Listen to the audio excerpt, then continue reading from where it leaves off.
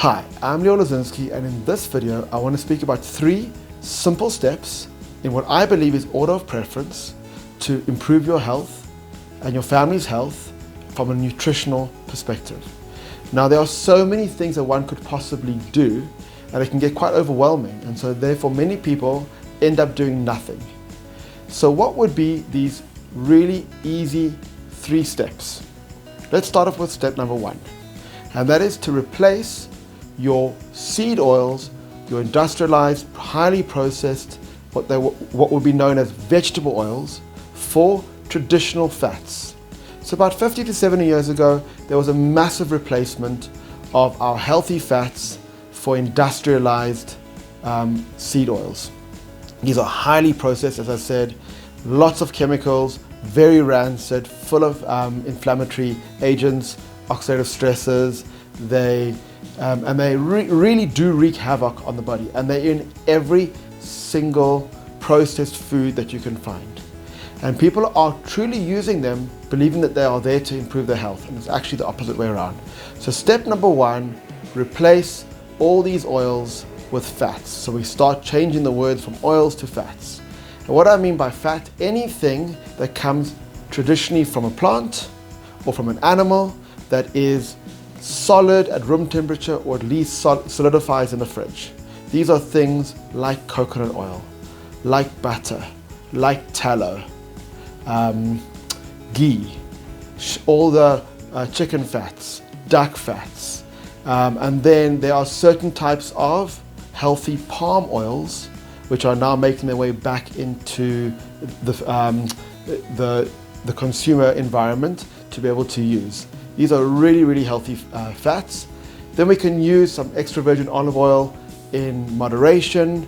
Generally, I don't like to cook with it. I prefer to use it on pre-cooked sort of vegetables, or drizzle over salads. And a lot of people ask me about avocado oil. I'm not a massive fan of avocado oil for lots of reasons, and I've got a video on that. But if you were to use that, always find the absolute best, most organic and highly traceable, and use it like extra virgin olive oil. So that's step 1. If you do that, you're going to eliminate almost all processed foods available, and you're going to make a big difference to your health from a gut perspective, inflammatory point of view. It's going to really make a difference. Step 2 would be to start looking at switching your animal products into organic, pastured, grass-fed, the most natural, as close to farm to plate as possible. And the reason why I say that is that animal products concentrate the nutrients from what they eat into what we can eat. And the problem is when we eat industrialized, we're getting antibiotics, we're getting pesticides, we're getting hormones, we're getting a lot of toxic things in there that are wreaking havoc on people's health. So that would be step number 2.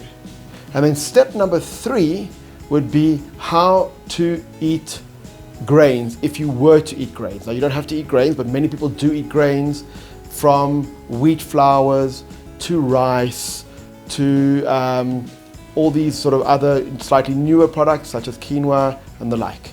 Okay, and the way to do that is to sprout and soak. You can do that with your nuts and your seeds as well. Oats as well, if you soak overnight and then cook them. Rice, if you soak from morning to evening and cook it.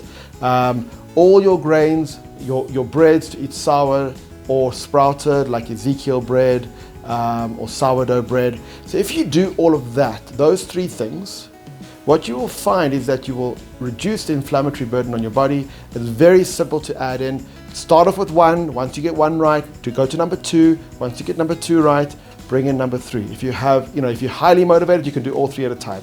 And then you can start moving to more advanced ways to improve your nutritional health. Thank you.